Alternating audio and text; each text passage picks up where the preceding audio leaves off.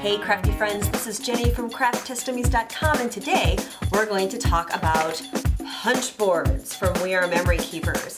Specifically, today we're going to talk about the candy punch board and the gift box punch board, both out at CHA, and today we get to play with them. So stay tuned and we'll see how they work.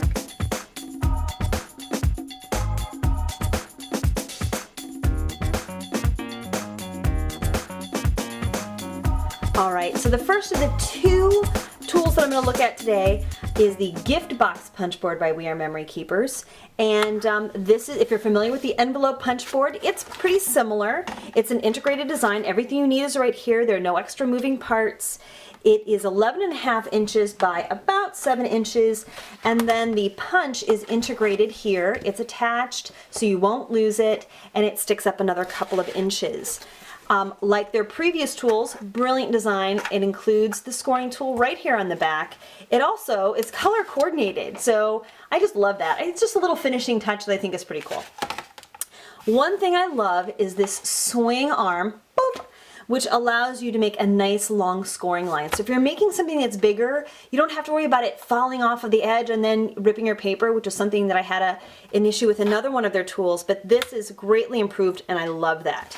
So just to kind of show you how it works, I'm going to make a little teeny box using this 6 by 6 inch piece of paper. And just to kind of review how it works, what you have are the finished box dimensions in the first part of the column, the size of the paper you need to cut in the second column, the lines where you start to score, and then the diagonal line that you score on. So there's actually only a couple things you have to pay attention to. I would like to point out that they've got some really nice oversized box sizes on here. For example, you can make one that's over 10 inches square, except you need a piece of paper that's like 30 inches wide, and I don't own any of that paper, so I couldn't test that for you. Most of us have 12 by 12 paper and smaller, and that will allow you to make a box up to 4 by 4 by 4. So just for comparison purposes, this is actually 4 by 4 by 1 3/4, which I think is a perfect little gift box size. Just to show you the features of a completed box, they give you in the punch not just the little notching tool which makes these nice corners, but also on the back a rounder notcher punch, which is what you see here, and that makes it so that when you go to close it, it links together and gives you a little self-closure. Now this one I created out of a heavy-duty cardstock. It's nice. I think it's a perfect gift box. It's sturdy enough, it's going to hold up to a little bit of handling. Here's another one that I created using more of a just text weight paper. It is definitely flimsier, and I don't think it would take as much handling, but just for a little quick, this is what I have on hand. I also tried this one a little differently. I put the flaps on the outside instead of tucking them inside the box. Let me give you a little, for example. The way it's kind of designed, you can tuck the little flaps inside and glue them down. This I kind of put on the outside like, you know, like one of those Chinese takeout boxes. Pretty cute. I also tried it with origami paper. This gives you a nice image too of how all the folds shake out, and it certainly will work.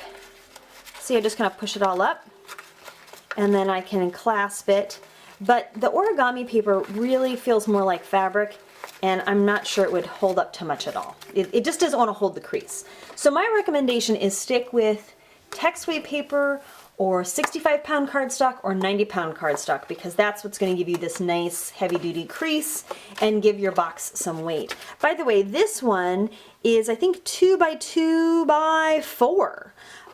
So that's how I got this nice tall box, and I used some string to hold it together. So let me just give you a quick demo on how it works. This is a 6 by 6 piece of paper. I'm going to try and make a 1 3/4 by 1 3/4 by 1 3/4 box. So the first thing I'm going to do is cut my paper down to 6 by 6, which is what I've done here. Then it says I'm going to start the start line on small, which means that I would line it up against this line on this side, and it's S.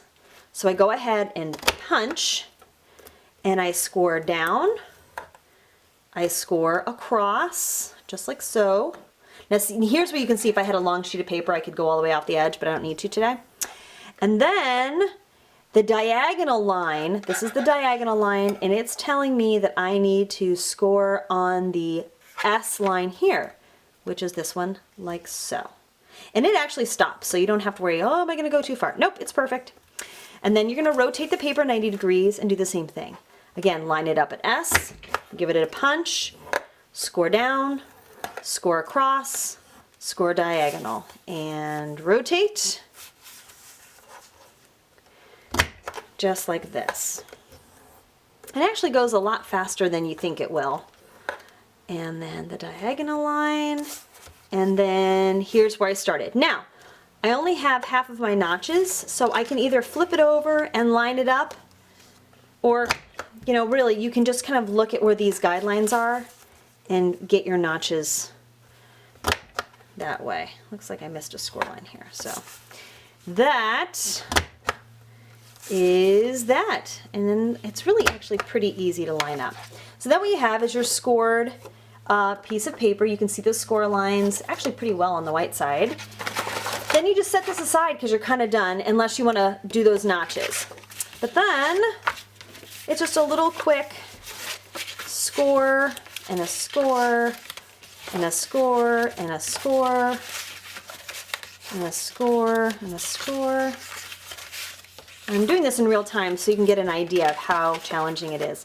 Then these little half diagonals that we did, just give them a pinch, squish. It helps if you do sound effects. Squish, like that. And then you're at 95% there, and a little bit of glue will make it go together for you. So do one side, and then a little bit of glue. You could use red line tape or tape roller. I don't know if I'd use a wet glue for this because it just wouldn't hold very well. But see, there's one side, and then 1, 2, and last one. The last one's always a little tricky because it really wants to fold up. So this is cardstock weight paper, and oops, I forgot this little bit right here. There we go. And there's my little box. Ta-da! Now if I went ahead and notched it, I could just notch the outsides. These would interlock, and I'd be ready to go. And I just love the fact that it's a perfect little adorable cube. Great little gift box. So again, you could do tall ones. You could hold also, here, let me open this up so you can see. You can actually hold them together with brads. In this one, you see that little dot? I'm actually using a brad to hold it together on the inside. So, just overall impressions about the punch board. It works like a ding dong, at least for the sizes that I could test out. I love the fact that I can take all of this pretty paper that is sitting in my studio and make little gift boxes. Great for little homemade ornaments. You could put, this is big enough, you could put cookies or little holiday snacks in here and give them to your neighbors. So really, really like this. And next up, we'll take a look at the candy box board.